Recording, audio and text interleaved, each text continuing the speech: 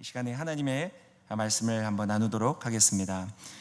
이제 지금 여호수아의 말씀을 통해서 정복자의 이야기를 나누고 있는데요. 옆 사람에게 한번 이렇게 믿음으로 또 축복하겠습니다. 당신은 정복자입니다.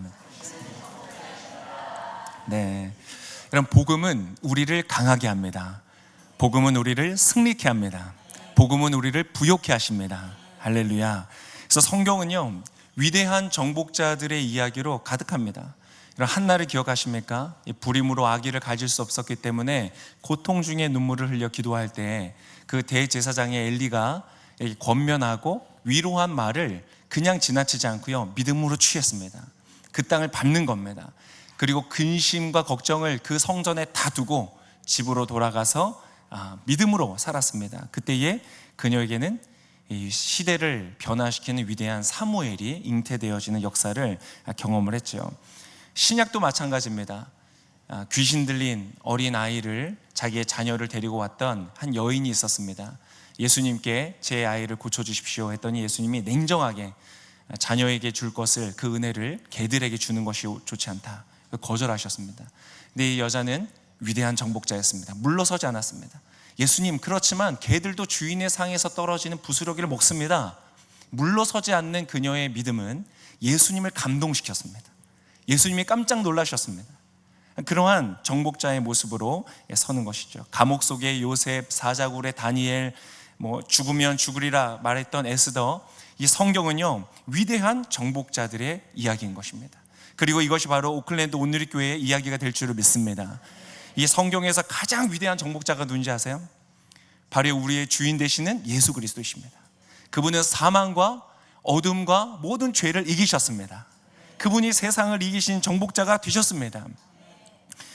모든 절망, 어둠, 실패, 좌절을 이기시고요, 부활하신 바로 우리의 구원자이십니다. 더 큰 축복이 무엇인지 아십니까? 예수님은 바로 그 당신이 이루신 승리에 우리를 초대하신다는 것입니다. 할렐루야. 그분은 모든 영적 승리의 주도자이십니다. 그래서 구약의 모든 사건들도 바로 하나님, 예수 그리스도의 역사이고요, 그분을 나타내는 것들입니다. 그리고 그분은 지금도 우리 안에서 역사하셔서 우리 또한 동일한 승리와 역사를 경험하도록 초대하시는 것입니다. 요한복음 7장 37절 38절에 이렇게 말씀하십니다. 초막절에 가장 중요한 날인 마지막 날에 예수께서 일어나 큰 소리로 말씀하셨습니다. 누구든지 목마른 사람은 다 내게로 와서 마시라. 누구든지 나를 믿는 사람마다 성경의 말씀대로 생수의 강이 그의 배에서 흘러 나올 것이다. 생수의 강, 살아있는 물, 생명의 물, 모든 죽음을 이기는 그 생명의 물이 우리의 안에서, 내면에서 강처럼 솟아나온다. 이것이 바로 주님께서 우리에게 주시는, 우리가 정복할 가나안 땅의 모습인 것입니다.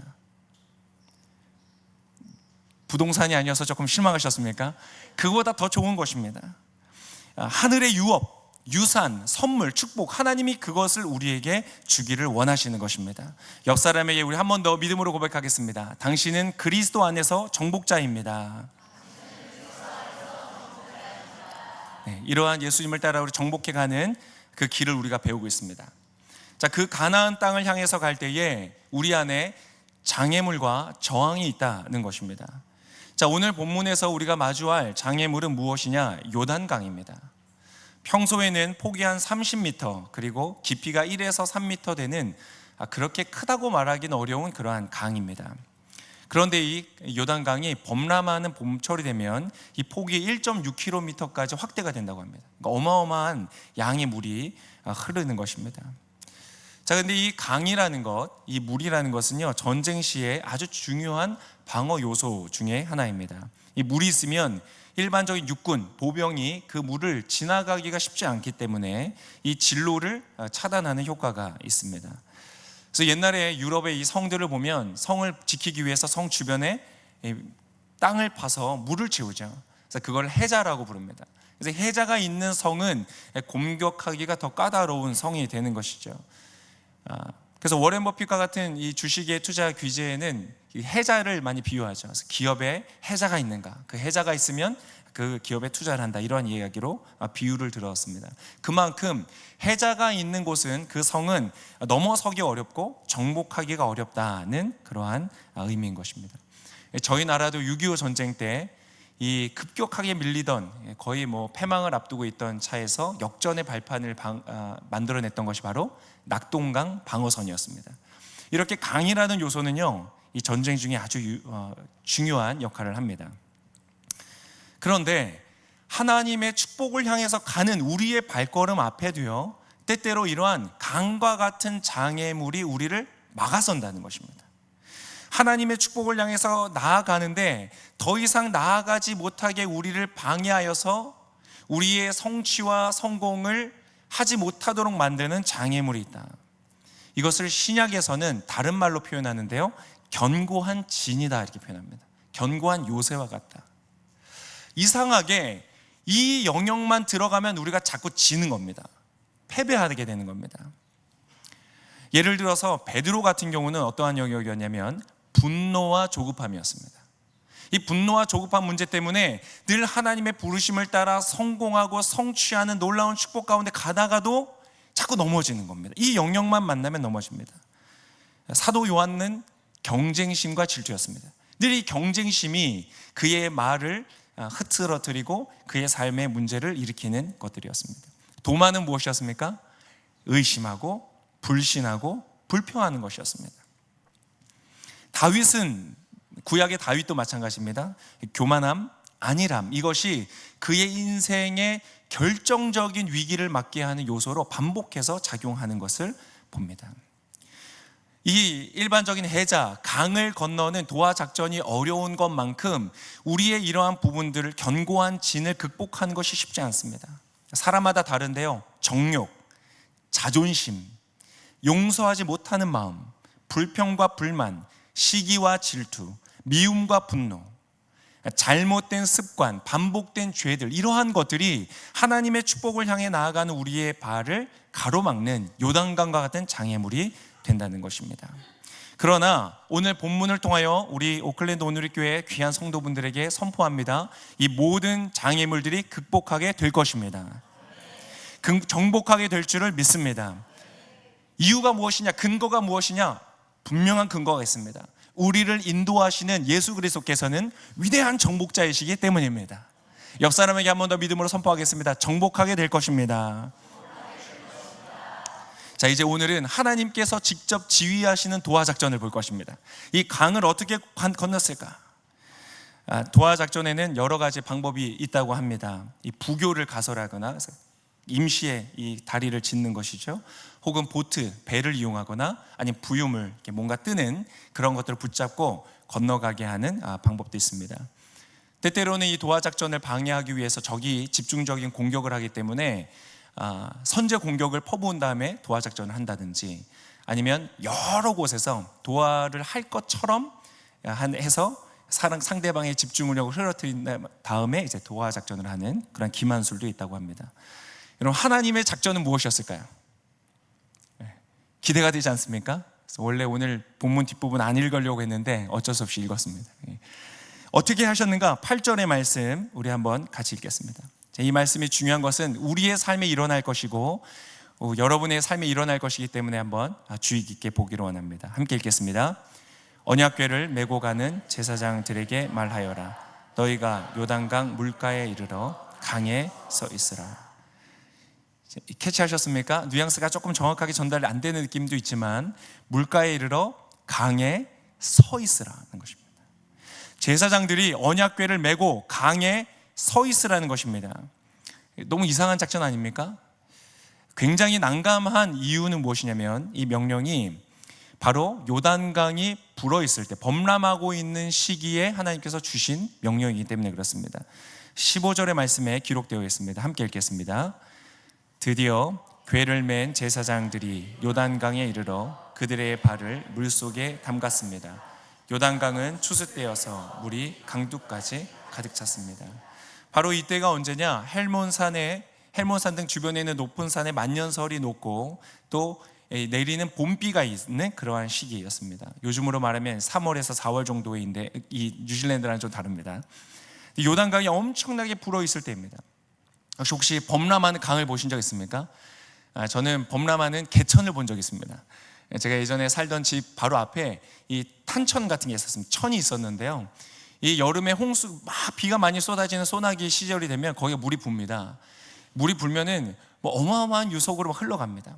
나중에 물이 다 빠진 다음에 제가 가봤더니 무슨 일이 있었냐면 거기에 세워놓은 큰 농구대가 있었습니다.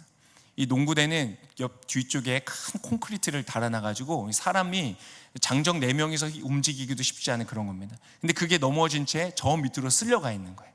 그때 이 유속, 많은 물의 힘을 제가 경험한 적이 있습니다. 그리고 요단강이 엄청난 양의 물이 불어서 세찬 유속으로 흘러가고 있을 때에 제사장들, 언약궤라는 무거운 것을 궤를 쥐고 있는 사람들이 그 강 안으로 들어가라고 하나님께서 명령하셨다는 것입니다. 여러분, 이 하나님의 도하 작전이 마음에 드십니까? 너무 난감하고 너무 당황스럽고 나의 이성과 경험으로는 이해가 되지 않지만 한 번 더 묵상하고 한 번 더 생각해 보면서 그분의 입장, 하나님의 입장에서 보니까요, 얼마나 멋진 계획인지. 어느 누구도 알 수 없는 범람하는 강을 끊어버리고 마른 땅으로 너희가 건너가겠다라고 하시는 하나님의 계획이 너무나 멋진 것입니다. 여러분, 이 계획을 우리가 앞에 두면서 당황하는 이유는 그 작전이 허무맹랑하기 때문이 사실은 아닙니다. 인간의 지식과 경험이 짧기 때문에 그렇습니다. 4절의 말씀을 우리 한번 같이 읽겠습니다. 4절. 다만 너희는 그 궤가 거리가 약 2000규빗쯤 되게 하고 궤에 가까이 가지는 말라. 그러면 너희가 어떤 길로 가야 할지 알게 될 것이다. 너희가 전에는 이 길로 지나간 적이 한 번도 없었다. 전에는 어느 누구도 지나간 적이 없는 길을 하나님은 우리로 하여금 걷게 하신다는 것입니다. 역시 하나님은요, 한결같은 분이십니다. 그분은 그때나 지금이나 내일이나 변함이 없으십니다. 그분은 날마다 새로우신 분이십니다. 한번 따라 하시겠습니다. 하나님은 날마다 새로우십니다. 하나님 그래서 말씀하셨죠. 보라, 내가 새 일을 행하리라. 내가 사막의 강을 내고 광야의 길을 낼 것이다. 여러분, 이 역사가 바로 저와 여러분의 인생 가운데서 일어나게 될 줄을 믿습니다. 사실은 이미 이러한 일들이 많이 일어났습니다. 경험했습니다. 아마 그걸 경험하신 분들이 있으실 겁니다. 사실 창조주 하나님을 나의 아버지라고 부르는 것이 그러한 기적 중에 하나가 아니겠습니까? 여러분, 이것이 바로 우리의 계획 속에 하나님의 역사의 자리를 비워두어야 하는 이유입니다. 여러분, 하루를 계획할 때, 1년을 계획할 때, 이제 내년 2024년을 계획하시게 될 텐데, 그때 그 계획 안에 하나님의 역사의 자리를 비워두시기를 축복합니다.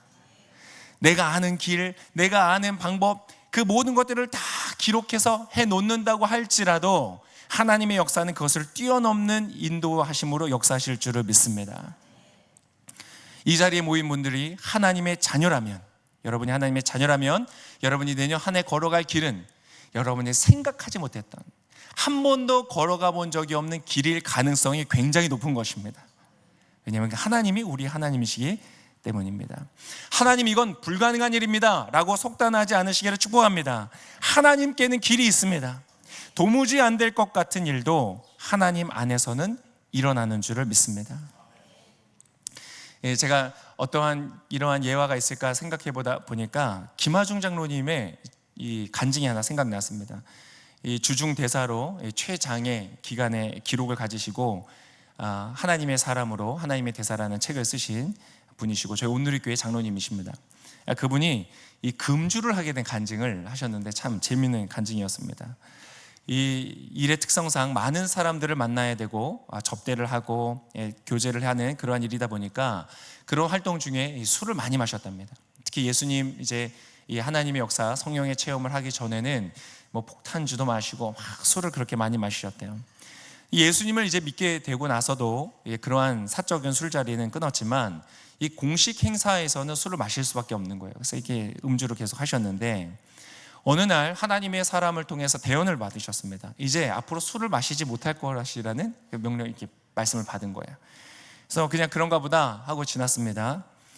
그런데 대사 이제 관저에서 중국 쪽에 있는 고위 인사들과 함께 만찬을 하는 시간이 되었습니다. 건배사를 하고 잔을 입으로 가져가려고 하는데요, 갑자기 술잔 앞에서, 입 앞에서 술잔이 딱 멈춘 겁니다.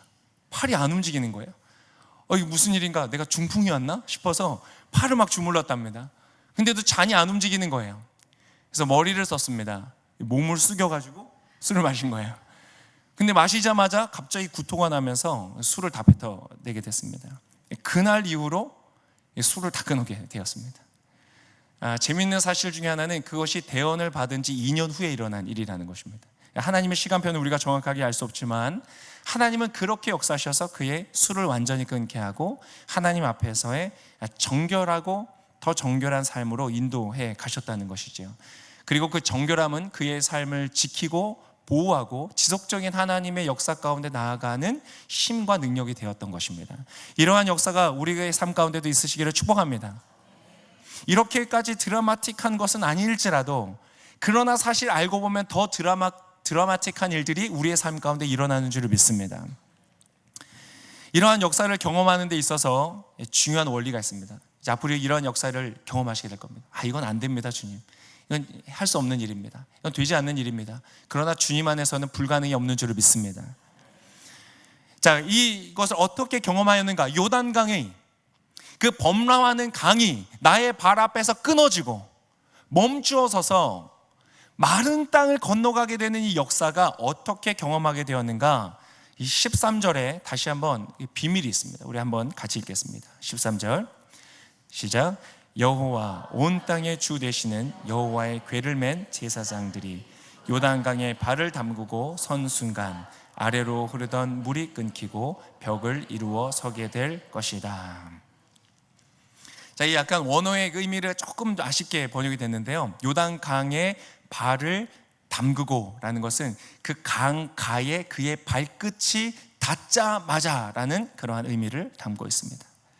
자, 13절에 읽었던 말씀은요, 이 약간 유사해 보이는 홍해를 가르셨던, 이 출이집트 할 때 바다를 가르셨던 사건과 이 두 가지의 분명한 차이가 있습니다. 첫 번째는 홍해 때에는 모세가 지팡이를 들었을 때 이 바다가 갈라졌습니다.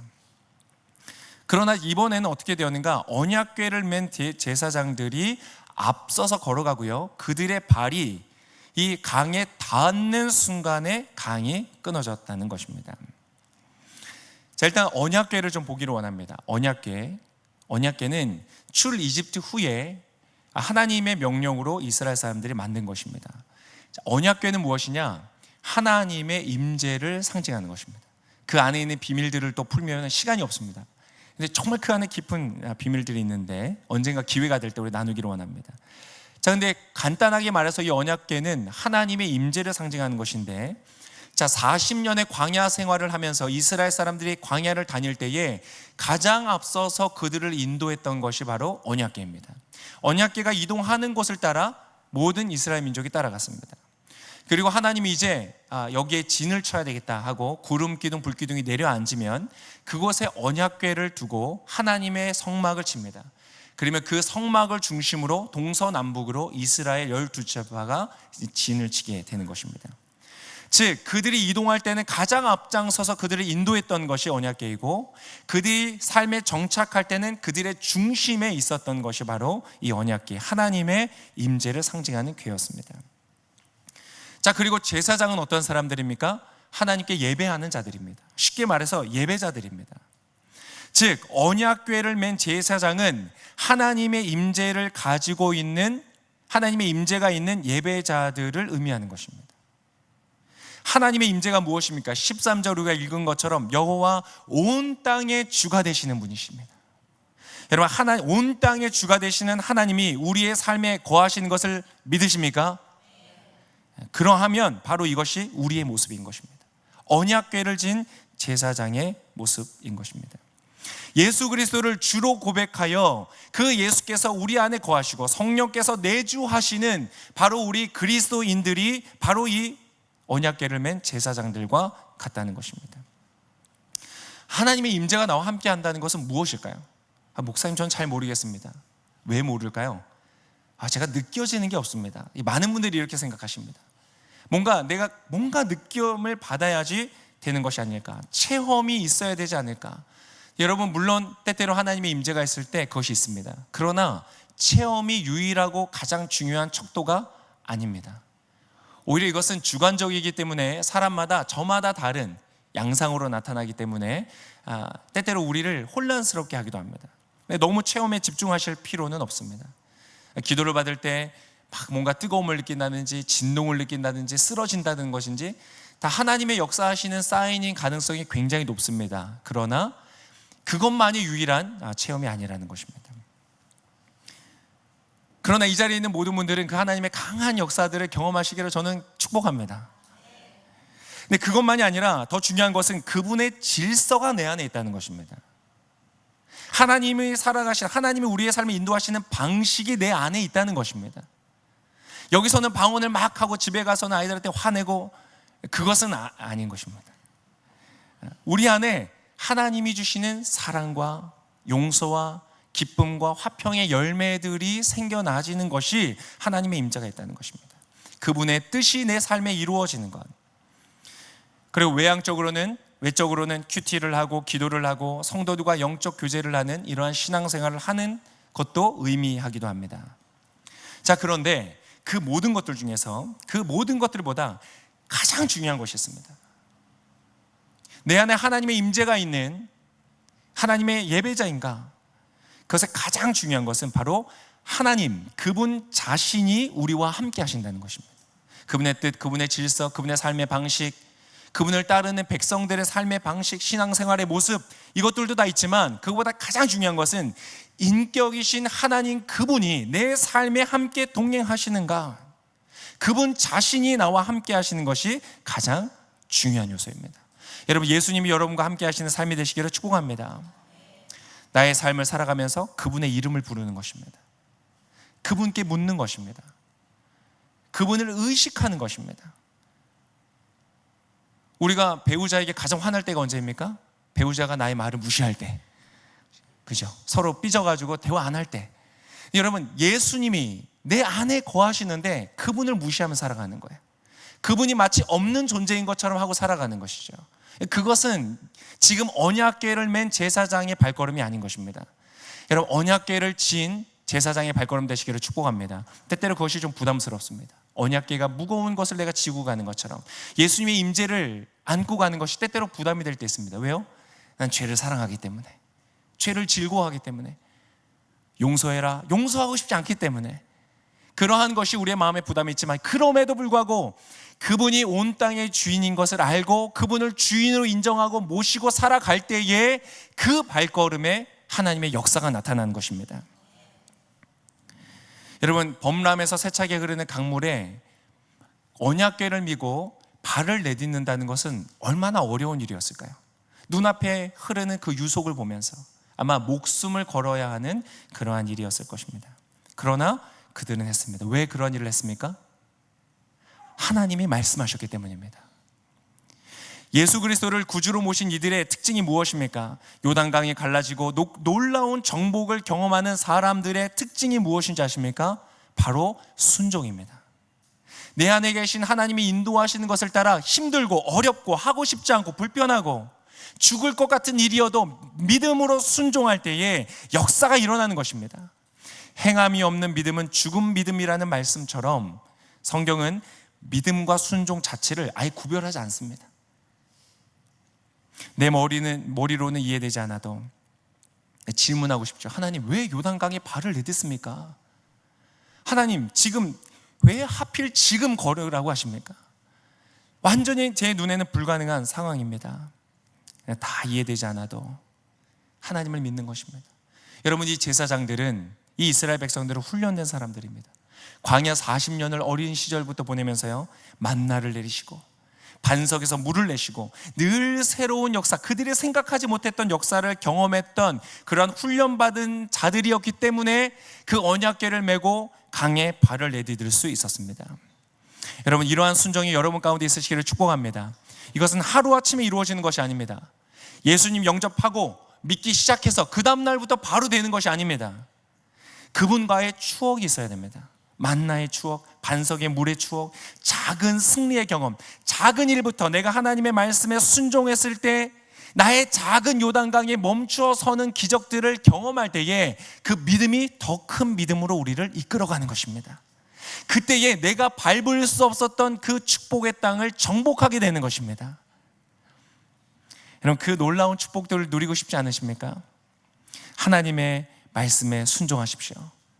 다윗이 골리앗 앞에 서기 전에 돌팔매를 들고 맹수들 앞에 섰던 것처럼, 많은 경험들을 쌓았던 것처럼, 이번 한 주간 12월을 맞아서 2024년 새한 해를 맞이하기 전까지 우리 한 달 동안 하나님의 주권을 인정하고 온 땅의 주인 되시는 하나님의 임재를 따라 작은 나의 요단강이 갈라지는 그 훈련들, 기적들 가운데 나아가실 수 있기를 축복합니다. 하나님의 말씀하시면 미루지 않고 즉각적으로 순종하며 나아갈 때에 우리의 정욕, 자존심, 용서하지 못하는 마음들, 미움과 분노, 여러 우리의 것들, 반복되는 죄들이 끊어지는 역사가 있을 줄을 믿습니다. 아멘.